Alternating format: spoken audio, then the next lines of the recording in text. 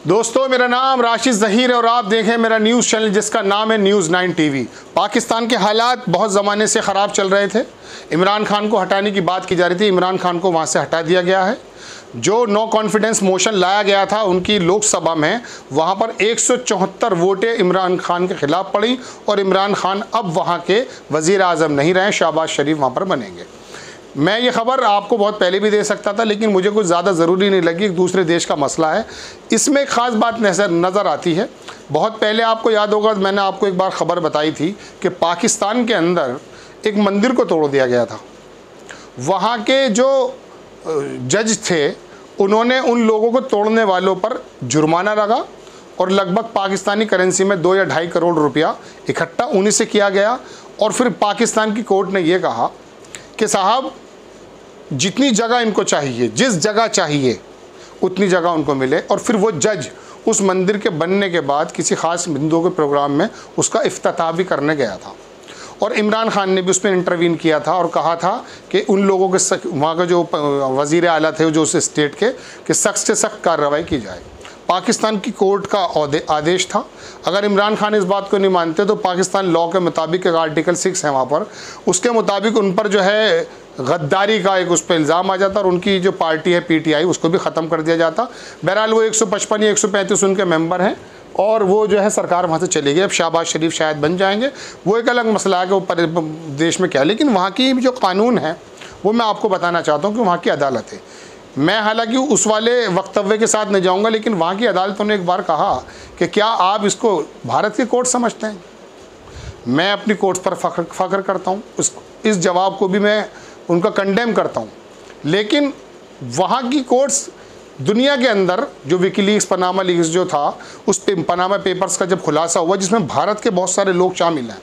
Panama papers के मुताबिक जो घोटाला है, जो लोगों ने पैसा बाहर जमा कर रखा, उसमें नवाज़ शरीफ थे। नवाज़ शरीफ को जेल भेज दिया वहाँ की अदालत ने। पूरी दुनिया में 2 नज़ीर यानी कि 2 मिसाल ऐसी हैं जहाँ के मौजूदा प्राइम मिनिस्टर या प्रेसिडेंट को जेल भेजा गया हो, उसमें एक पाकिस्तान है। क्या उम्मीद कर सकते हैं कि आपके हिंदुस्तान की जो अदालतें, अभी रमन्ना का आप बयान देखिए, हमारे CGI हैं, बड़ा शानदार काम कर रहे हैं। अभी परसों छत्तीसगढ़ के एक मामले में उन्होंने एक वकील से कहा कि अब ये ट्रेंड चल गया है कि आप जो हैं आम लोग भी इसके अंदर जो है जजेस की पर्सनैलिटी को धूमिल करें और सरकारें भी इस काम को करती हैं। और जजेस मतलब CGI की टिप्पणी को आप इसे लाइट इसलिए नहीं ले सकते दर्शकों कि उनका कहा गया एक एक शब्द बड़ा मायने रखता है। हमारे यहाँ तो ये चल रहा है और पाकिस्तान की अदालत ने कहा इमरान खान मौजूदा को कि आप अदम एतमाद यानी कि वो जो नो कॉन्फिडेंस मोशन है उसको कराइए। उसको मालूम था इमरान खान को कि मेरे आदमी भी बिक चुके हैं, या उनका आरोप है, अमेरिका ने उसमें दखल दिया, उसका कहना यह है। बहरहाल वो एक लंबी बात है, लेकिन वहाँ की अदालतें देखिए कि उन्होंने कहा कि आप लाइए, जबकि वहाँ के स्पीकर ने उनके जो नॉन कॉन्फिडेंस मोशन है उसको दरकिनार करते हुए इमरान खान को प्राइम मिनिस्टर घोषित कर दिया था, कार्यकारी से परमानेंट कर दिया था। लेकिन वहाँ की अदालतों ने क्या रोल दिखाया है? ये अदालतें ऐसी होनी चाहिए। मुझे उनके ये बात अलग है कि इमरान खान गलत गया सही गया, वो एक अलग मसला है, लेकिन अदालतें फ़ैसला जो करती हैं और उनको फिर पूरी लाने पे वो बात अलग है। शहबाज शरीफ एक बदमाश किस्म का आदमी है, उस पर कई सारे मुकदमे लगे हुए हैं, अच्छा रोल नहीं है, अच्छा बैकग्राउंड उसका बिल्कुल नहीं है, उसकी बेटी पर भी। और उसका जो भाई नवाज़ शरीफ है वो बीमारी का बहाना करके भागा हुआ है पाकिस्तान से, वो एक अलग मसला है।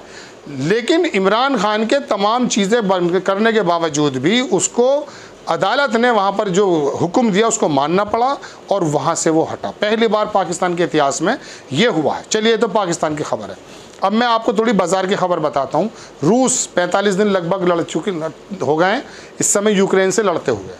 मैंने पहले एक वीडियो बनाया था, शायद आपको देखा हो आपने, उसमें रूस की जो करेंसी है वो बहुत ज़्यादा डाउन हो गई थी। मैं आपको पहले लड़ाई के बारे में थोड़ा बता दूं कि जब कोई देश किसी दूसरे देश में जाके लड़ता है तो अगर जिसके यहाँ लड़ा जाता है उसका तो 1 जहाज़ गिरेगा, इतना नुकसान है, और लड़ने वाला जो पहुँचा उसका 3 जहाज़, इतना मान के चलिए वह 3 गुना ज़्यादा खर्च होता है। लेकिन रूस इस लड़ाई को लेकर गया। रूस की करेंसी बहुत नीचे थी, लेकिन पुतिन के बारे में मैं आपको एक बात बताने आ रहा हूँ। पुतिन की जो वहाँ पर जो करेंसी है रूबल, वो इतनी ज़्यादा नीचे आ गई थी कि लगभग वो 200 रूबल का $1 होने वाली थी, हालांकि 130-135 तक पहुंची थी। एक ही डायलॉग बोला पुतिन ने, उसकी जो रूबल है, उसकी जो करेंसी है वहीं आ गई जहाँ पर लगभग थी। क्या कहा कि यूरोप का अगर गैस मैं बंद कर दूंगा, पूरी यूरोप को जो गैस देता है वो रूस देता है। एक ही डायलॉग से पूरे अमेरिका की और पूरे यूरोप की अकल ठिकाने आ गई और फिर वो रूबल वहीं आकर खड़ा हो गया, जो पिछले 1.5 हफ्ते पहले लगभग 130-135 रूबल का $1 आ रहा था, अब वो 82-83 पर पहुंच गया। एक ही डायलॉग से, ये उसकी ताकत है। ऐसे लोग चाहिए जो अपनी करेंसी को मजबूत कर सकें और दुनिया के लिए मजबूरी बन जाएं। श्रीलंका के हालात आप देख रहे हैं, बहुत से लोगों का कहना है भारत के अंदर ऐसा ही होने वाला है। मैं नहीं कहता ऐसा होने वाला है, लेकिन हालात मैं आपको बताना चाहता हूं कि देश के बारे में जो हालात चल रहे हैं। देखिए, एक जगह है, मैंने आपको पहले बताया था, लगभग 2014 से पहले 52 लाख करोड़ रुपए का कर्जा भारत पर था 70 वर्षों में। आज वो कर्जा 125 या 135 करोड़, 100 लाख करोड़ रुपए का खर्च, 72 लाख करोड़ रुपया लगभग कर्जा ज़्यादा हो चुका है। इस तरफ मेन स्ट्रीम मीडिया आपकी नज़र नहीं डालेगी। किस तरफ डालेगी कि कर्नाटक के अंदर ऑटो वालों को मना कर दिया कि जो मुस्लिम हैं उनसे आप सवारी नहीं करेंगे, वहाँ के जो आम के व्यापारी हैं उनसे आमों की ख़रीदो फरोख्त नहीं करेंगे, वहाँ पर हिजाब का पर्दा देखेंगे, वो महंत वहाँ गाली दे करके जाएगा, मुस्लिम लड़कियों के बलात्कार की बात गुजरात में होगी। इस तरह की तमाम खबरें हैं। देश का माहौल क्या बना दिया है, समझने की ज़रूरत है कि जब खाने पीने 300 रुपये किलो चावल श्रीलंका में बिक रहा है, वहाँ की लड़कियाँ वेश्यावृत्ति जो कहते हैं, मैं शब्द भी इस्तेमाल नहीं कर सकता, एक वक्त के खाने के लिए बिकने के लिए तैयार हो चुकी हैं। जब देश के बारे में ना सोच करके धर्म की आंधी में आकर के जो है देश को चलाया जाएगा, या देश के अंदर ऐसे संगठन पैदा हो जाएंगे, तो मैं आपको बता दूं, पुतिन तो अपने एक डायलॉग से अपनी करेंसी को वापस ले आता है। अगर हमारे हालात ये रहे, ये कर्जा बढ़ता चला गया और बेरोज़गारी के अवसर जो बढ़ते जा रहे हैं, लोग जो बेरोज़गार होते जा रहे हैं सिर्फ राशन पर, 80 करोड़ की बात कही जाती है गवर्नमेंट की तरफ से कि 80 करोड़ लोग राशन पर डिपेंड हैं या देते हैं हम, वो अब जो है डाटा बढ़ने वाला है, 90 करोड़ होने वाला है, ऐसी खबरें आ रही हैं। बहरहाल ये अच्छी बात नहीं है कि देश के 80 करोड़ लोग राशन पे डिपेंड हो जाएं 5 किलो पे, वो 3 महीने बाद बंद हो जाएगा, फिर पैसे देने पड़ेंगे। लेकिन रोज़गार के अवसर ज़्यादा हों, कारोबार अच्छा हो जाए और इस तरह की राजनीति में ना आए। इस तरह की राजनीति किसी भी देश के लिए नुकसान पहुंचाती है। ये तमाम 2-3 खबरें थी जो आप तक पहुंचाना था। बहरहाल बड़ी खबर कि देश के बड़े हिस्सों के अंदर माहौल बहुत अच्छा नहीं है। छोटे छोटे संगठन हर जगह जाकर किसी दाढ़ी वाले को पीटने का काम करते हैं या किसी और को काम करते हैं। बिल्कुल मुनज़्ज़म होने की ज़रूरत है, देश के संविधान पे विश्वास रखने की ज़रूरत है। ये जो कुकुरमुत्ते पैदा हो गए हैं किसी की भी शय पर, ये बात अलग है कि इनको कहीं ना कहीं संरक्षण प्राप्त है, इसमें कोई दो राय नहीं है, चूँकि इनके खिलाफ जो कार्रवाई होनी चाहिए वो नहीं हो पा रही, लेकिन संविधान ही उसका तरीक़ा है। तो सब्र करके मुनज़्ज़म होकर के इस चीज़ को देखना चाहिए और देश को किस तरह से आगे ले जाना है। कहीं वो एग्ज़ाम्पल्स हैं, मैंने आपको बताया ना कि अपने अपने देश अपनी अपनी लड़ाइयों में लड़ रहे हैं, किस तरह से हालात बन चुके हैं, बहुत तेज़ी से पस मंज़र बदलते जा रहे हैं, बहुत समझने की ज़्यादा ज़रूरत है। आपको खबर कैसी लगी अपनी राय कमेंट्स बॉक्स में ज़रूर दीजिएगा। चैनल को सब्सक्राइब कीजिए, शेयर कीजिए। नेक्स्ट टाइम मैं किसी अच्छी खबर के साथ आता हूँ। जय हिंद।